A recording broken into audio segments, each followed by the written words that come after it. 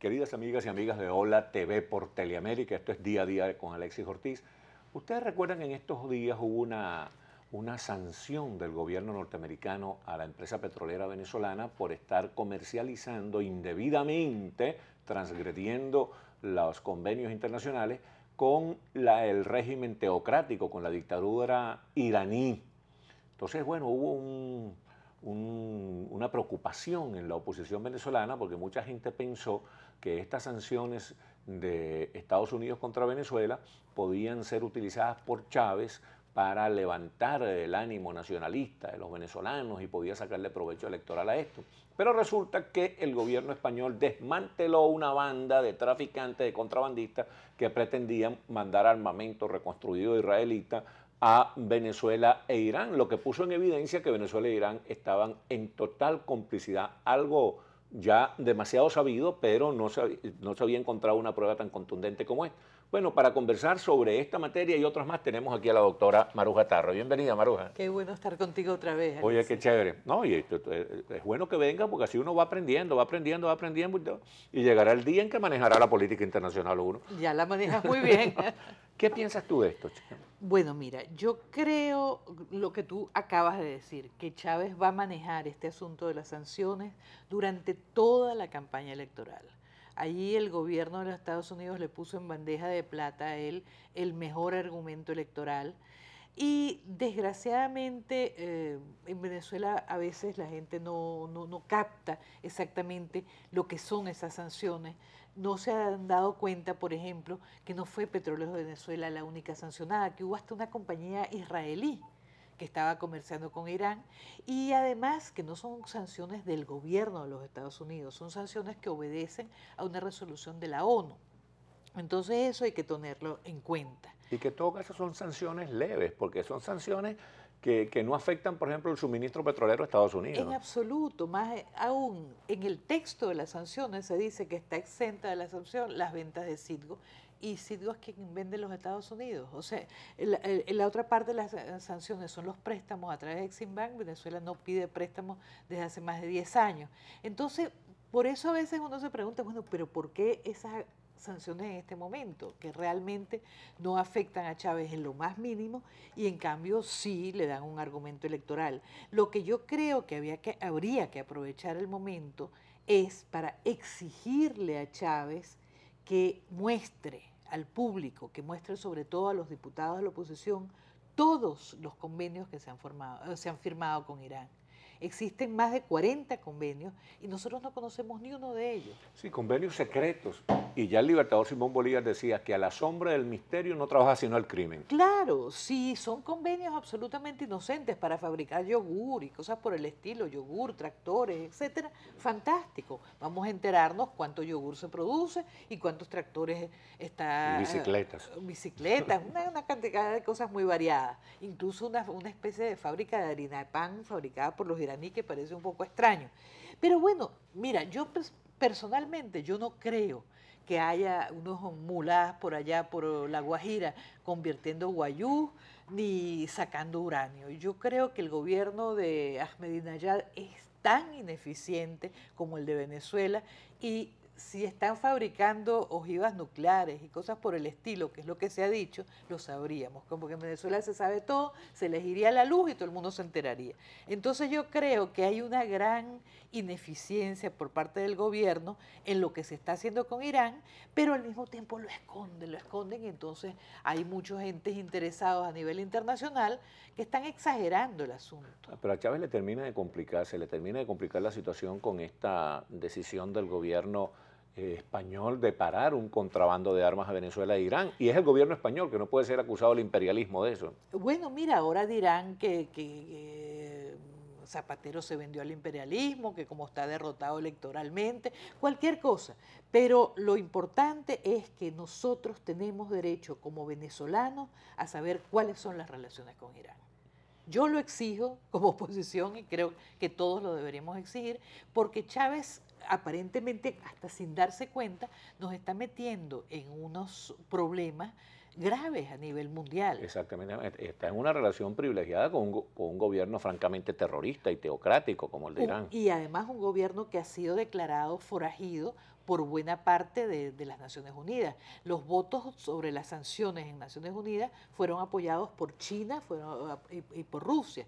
Entonces no es un asunto unilateral de los Estados Unidos, es algo de la comunidad internacional, de un gobierno forajido que está aparentemente preparándose para construir bombas atómicas y nosotros no tenemos por qué meternos en Además, eso. bombas atómicas que ellos mismos han anunciado que están destinadas a destruir a Israel, porque dicen que el Estado de Israel no tiene derecho a existir. Claro, y eso, bueno, también complica las cosas por el antisemitismo que muchas veces ha demostrado el gobierno de Chávez, que rompió con Israel. Entonces, yo creo que la enorme ignorancia de Chávez en asuntos del Medio Oriente lo ha llevado a entrar en un juego de grandes ligas cuyas dimensiones él desconoce. Él no entiende la situación en el Medio Oriente y por eso ha metido en Venezuela en problemas en que no deberíamos estar. Sí, señor.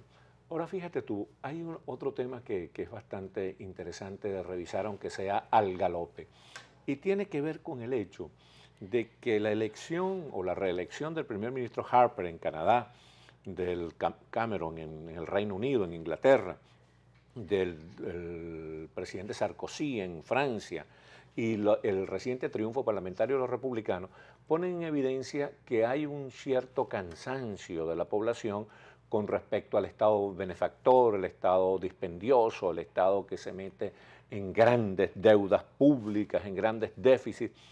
Pero esto al propio tiempo presenta la amenaza de que los estados vayan abandonando los programas sociales que son vitales para que la gente avance y para que la democracia finalmente se sostenga.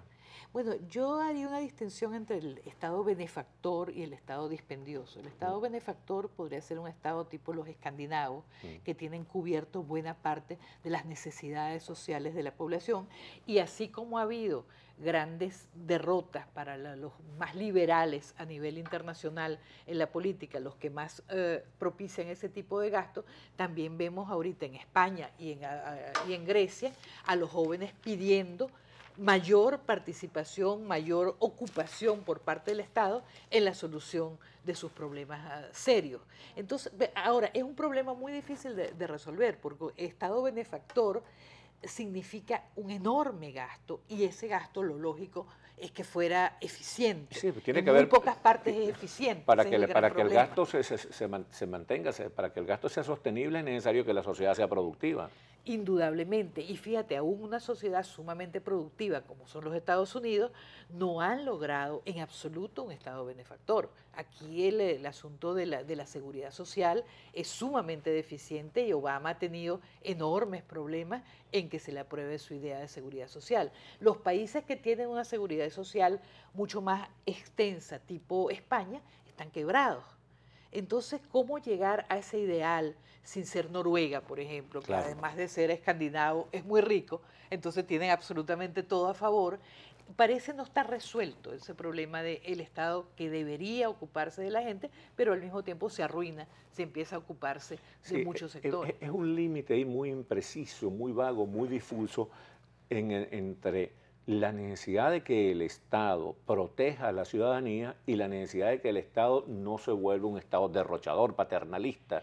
Es realmente difícil de establecer. En estos días estaba escuchando una conferencia de alguien que dijo, nos vamos a salvar cuando los políticos actúen como empresarios. Entonces yo le digo, no, nos vamos a fregar todo cuando los políticos actúen como empresarios o los empresarios actúen como políticos. Es decir, el empresario tiene que preservar su derecho individual, su propiedad privada, pero el político tiene que interesarse en el interés colectivo. O sea que es un juego de equilibrio ahí difícil pero necesario. Claro, en Venezuela hemos tenido muchas veces el problema de la confusión entre políticos y empresarios, pero aún aquí el Estado dependiendo de cuando gobiernan demócratas o republicanos, hay esa duda de hasta dónde debe intervenir el Estado, hasta dónde es absurdo, por ejemplo, que el país más poderoso del mundo tenga tanta gente que no tiene ninguna cobertura social. Entonces, Sí. pero al mismo tiempo tenemos que Estados Unidos tiene la deuda externa más grande del mundo. ¿Cómo hacer para ocuparse de su población y seguirse endeudando con China. Sí, esa es realmente la cuadratura del círculo. Esos son los problemas que parecen irresolubles, por lo menos a primer golpe de vista. Pero vamos a aprovechar estos minutos finales, Maruja Tarre, para que tú como internacionalista y profesora universitaria nos digas si realmente está en peligro la alianza histórica entre Estados Unidos e Israel. No está en peligro. Hay demasiados factores históricos, geopolíticos, que unen a los dos países y además de todo, el lobby judío en Estados Unidos sigue siendo sumamente importante. Tanto Obama como Netanyahu son dos hombres muy inteligentes, muy brillantes, que no se caen bien. No hay absolutamente ninguna No hay química química entre ellos. los dos. Entonces, yo estaba en Washington cuando Netanyahu se encontró con Obama por primera vez y todos los periodistas comentaron que realmente era una Se cosa, repelían. se repelían, exacto. Y decían que Netanyahu tenía como la manía de darle lecciones a Obama, que Obama profesoralmente no acepta. Entonces, y bueno, por otra parte, Obama tiene un interés muy lógico, muy comprensible en este momento por el Medio Oriente y él sabe que la solución con Israel, perdón, la solución del problema entre árabes e israelíes es fundamental. Y es necesaria urgentemente. Muchísimas gracias, Maruja. Muchísimas Qué gracias a bueno ti, que hayas estado Alexei. con nosotros aquí. Ya regresamos.